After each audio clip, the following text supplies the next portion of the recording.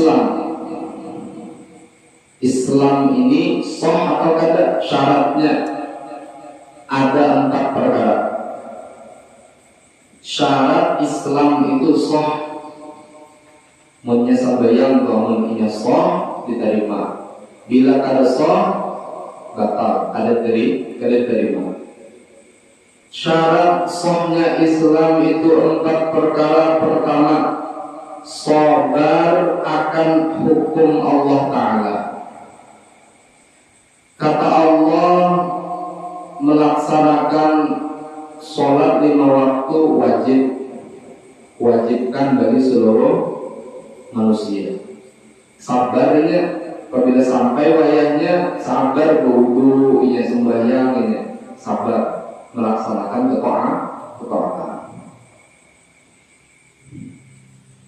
Kata Allah, bila jual beli jangan ada tipu menipu, jangan ada riba. Kemudian hendak sugih jangan pakai rentenir.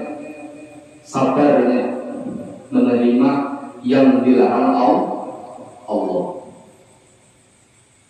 Nah, itu ngarannya sabar.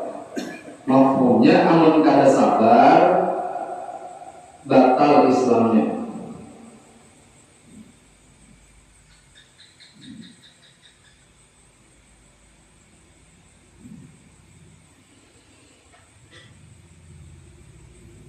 Yang kedua, ridho akan qada Allah Ta'ala. Ini syarat sahnya Islam pula. Ridho dengan ketentuan Allah Ta'ala sebagai pencipta mutlak, sebagai pencipta sekalian alam semesta ini, baik barangnya, orangnya maksudnya, maupun kelakuannya, sifatnya, maupun kelakuannya. Ridha dengan qada ketentuan Allah Subhanahu wa Ta'ala. Allah tentukan kalau orang-orang yang melanggar perintah Allah kainan dimasukkan ke neraka. Itu kada maunya mahwal, kada mau inya mahwal Allah. Kata Allah, kainan orang-orang yang taat dikekalkan di dalam surga. Dari majuannya itu menerima ketentuan Allah. Allah tentukan orang Islam ini kalau dapat nikmat bersyukur,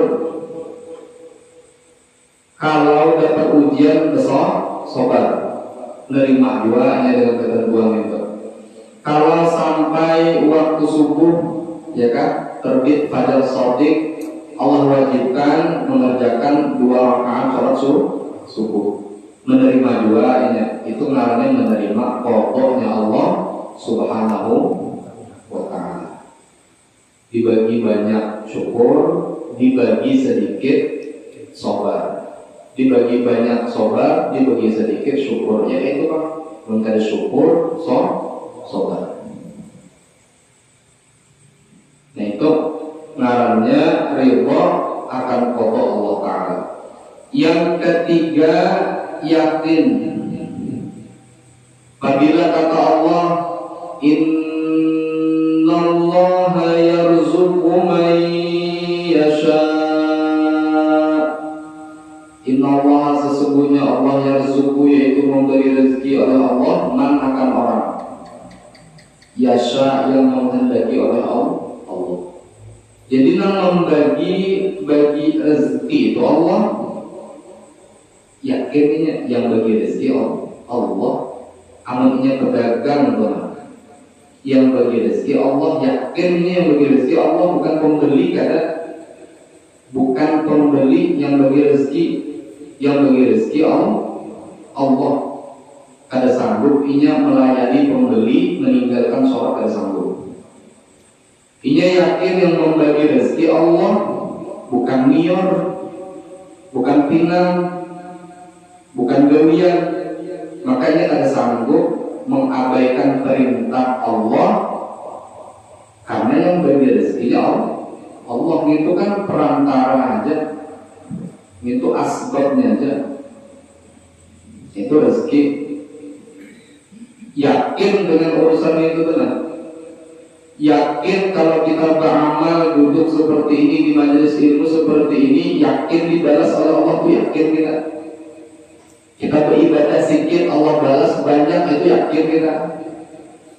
Juga kita yakini kalau kita berbuat maksiat, berbuat yang dilarang Allah akan disiksa, yakin juga kita. Yakin dengan ancaman-ancaman Allah, yakin dengan janji-janji nikmat dari Allah. Yakin. Ada bapak orang yang melaksanakan kewajiban niatnya itu hanya masuk surga, ada bapak itu ikhlas sudah tuh. Karena ini yakin bila ini sembahyang masuk surga, bila ini ada sembahyang masuk neraka. Yakin. Baca Quran, dia baca pula tadi masalah rezeki, yakin Allah yang membagi. Baca pulang innallaha ala kulli syai'in qadir. Sesungguhnya Allah atas semua sesuatu qadirun, maha kuasa. Yakin juga ya, yang berkuasa ini Allah, yang menentukan Allah. Tapi bujurkah kira-kira Allah pun menyambut itu, bujurkah akan ditepatinya? Baca pulang Quran, innallaha la yukhliful mi'ad.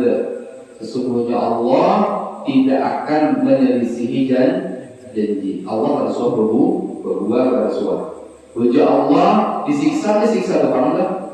Kata Allah dibagi nikmat, dibalas dengan nikmat, dibalas depan Allah. Yakin juga kita dengan firman Allah. Nah ini syarat sahnya iman dan ikhlas.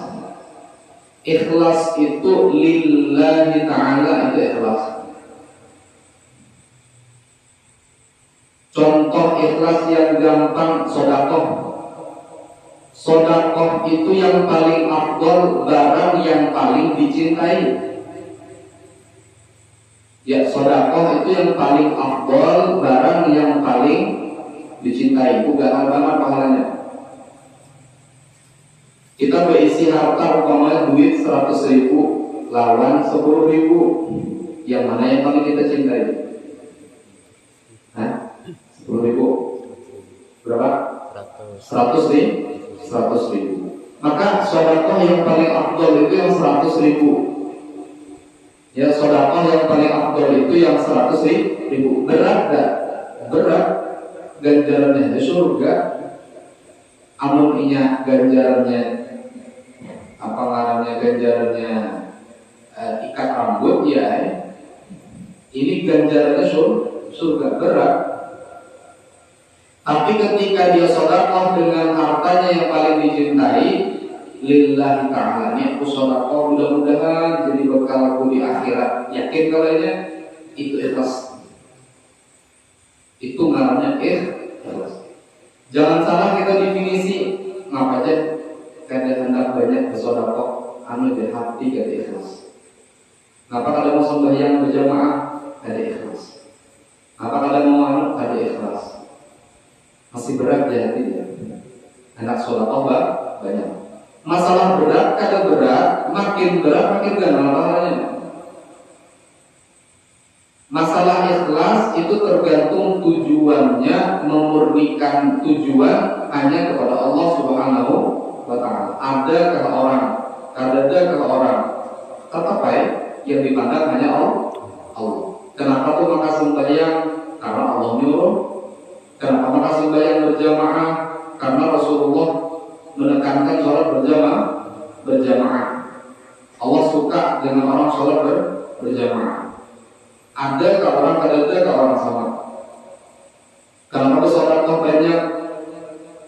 Karena Allah. Ada ke orang tahu, ada ke orang tahu. Nah itu ikhlas. Kalau bicara berat.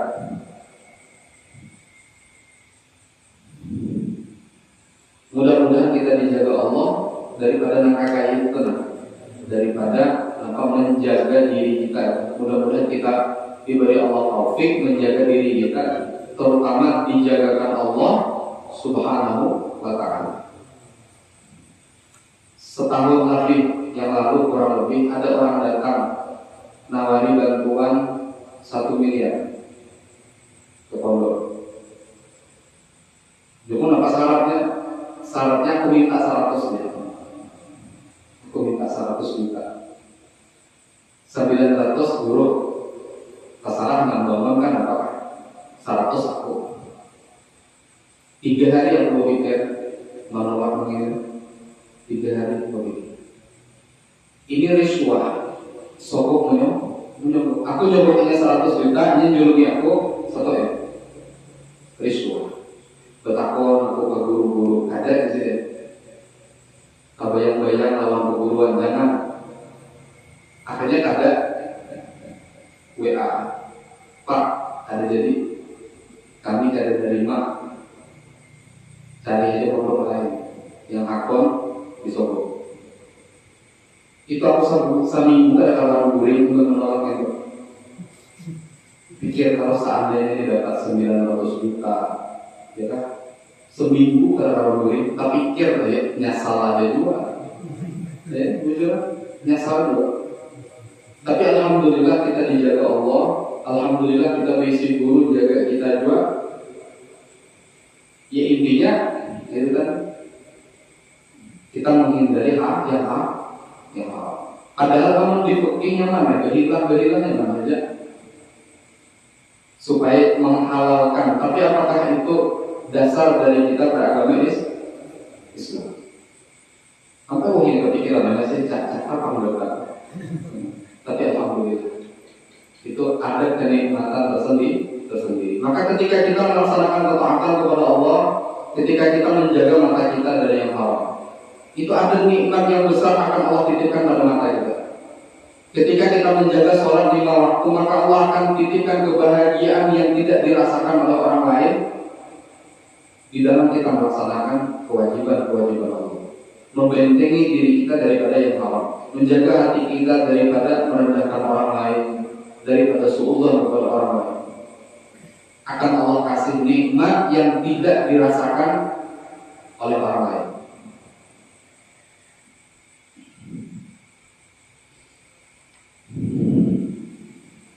Nah itu ciri-ciri orang Islam ikhlas. Meninggalkan larangan Allah itu ikhlas.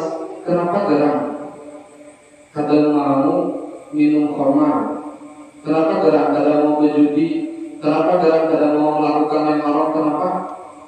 Mengurati bini orang kadang mau kenapa? Mengurati anak gadis orang kadang mau kenapa garang? Sungkin tidak alasannya. Takut melawan Tuhan. Ikhlas. Tapi mungkin masih ada alasan pribadi. Ya, tapi dia bagus lah ya, sudah ada ini. Tapi niat dalam hatinya memang menjaga diri dari yang haram, Nah itu ikhlas. Kalau sudah Allah berikan amal ikhlas seperti ini pasti diganjar oleh Allah Subhanahu wa taala. Faman ya'mal mithqala dzarratin khairan yarah. Itu amal yang lillah ta'ala. Mithqala dzarrah. Walaupun amalan tadi sedikit banget. Dzarrah itu kalau guru-guru kita mengartikan dzarrah itu seukuran atom. Kamu lihat atom. Atom itu kadang-kadang dilihat oleh mata, berapa? Atom itu kadang-kadang dilihat oleh mata. Bahkan pakai mikroskop kan namanya.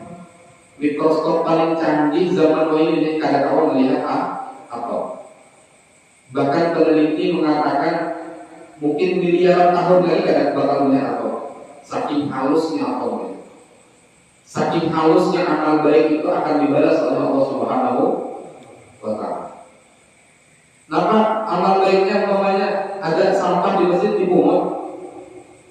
Itu dari amal baiknya. Tapi lillahi ta'ala, supaya nyaman orang beribadah, supaya kita hamba Allah nyaman beribadah. Lillahi ta'ala itu mithqala dzarrah.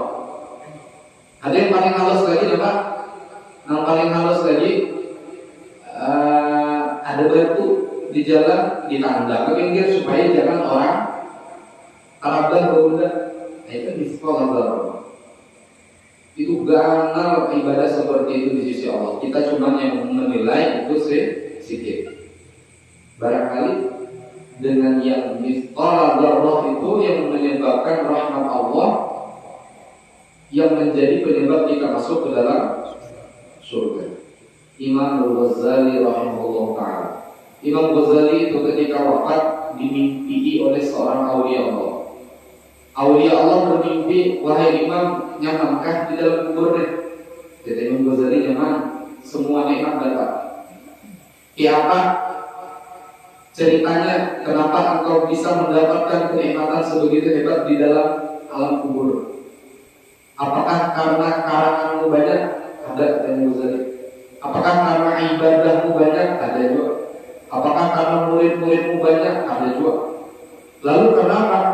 Dulu waktu aku hidup, kata Imam Ghazali, peralatan menulis kita, mengarang kita ada lalat hinggap di wadah tinta. Lalu aku melihat lalat ini kehausan, kata kusirnya, kubiarkan dia minum di tempat tintaku tadi itu sampai dia kenyang, sampai dia orang bersorak. Sebab aku mengasihi lalat ini, kata Imam Ghazali, menyayangi lalat ini, memuliakan ini makhluk Allah ini, sebab ini rahmat Allah menjadikan aku mendapatkan kenikmatan di dalam barzakh. Jadi kita pada tahu amal yang mana yang bakal diterima Allah. Tapi tadi tujuannya lillahi ta'ala. Nah ini perlu dilatih. Kalau sekedar teori, sekedar takdirnya kayak doangnya, tapi perlu dilatih. Dilatih baca Quran senyurangan di rumah, ke baca Quran, baca hajat kiblat sorangan, bini guring, anak guringan.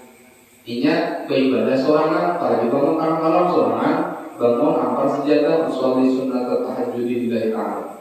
Allahu akbar. Itu kan baca. Habis tahiyat, udah lalu guring pulang. Pas bangun orang azan bangun jadinya asal abai bangun ya. Padahal abahnya sembahyang tadi. Dan dilatih yang kakak yang itu tuh. Jadi beramal dilatih, beramal ketika tidak ada orang dilatih. Kayak mana menunjukkan hati tadi hanya untuk Allah. Dan dilatih juga beramal di padang orang. Dilatih beramal di padang orang. Bagaimana supaya orang kiri kanan ini bukan jadi tujuan. Dan tujuannya tetap Allah. Makanya kedua-duanya harus dilatih. Kalau kita cuma latihan beribadah seringnya di tempat orang ramai aja, itu kalau sorangan timbul sum'ah. Sum'ah itu apa?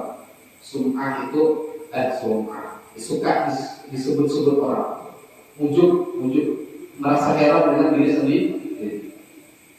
Ada aja orang kayak aku yang tengah malam ngomong kayak gitu, aku lupa. Dalam hati itu ada mengucapkan badan itu ujub, nah itu merusak amal ya. Ada orang bisa kayak bangun jam 3 bangun tahajud, bini kada tahu, anak kada tahu, orang lain kada tahu. Itu ujub, meruntuhkan amal ibadah. Kalau orang pulang kada biasa beribadah sorangan, ibadahnya beramian aja kada semua sorangan, itu cenderung penyakitnya apa? Riya. Bila ada orang lalu lagunya harap. Bila ada orang lalu ayatnya panjang. Bila ada orang lalu fasih.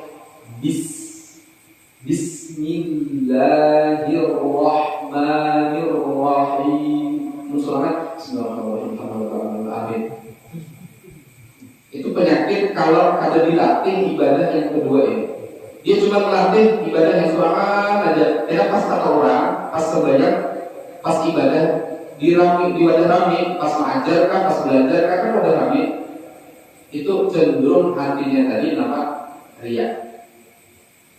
Jadi di padang orang rame dilatih, di padang kada ada orang dilatih, orang sedikit dilatih. Artinya apa? Di mana-mana pikirannya, tujuannya, setiap ruang dan waktu hanya Allah Subhanahu wa ta'ala.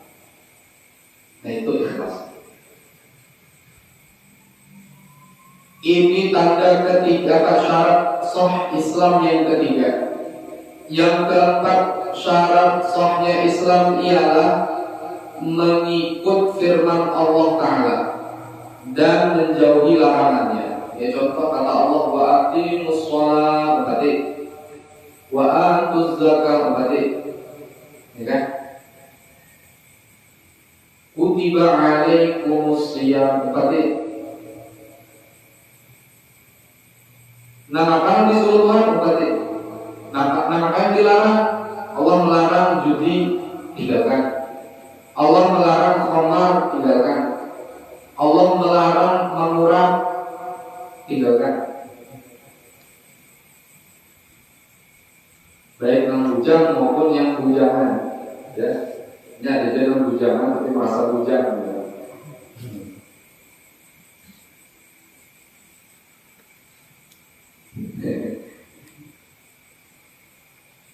Nah itu tadi menjadi syarat sahnya Islam.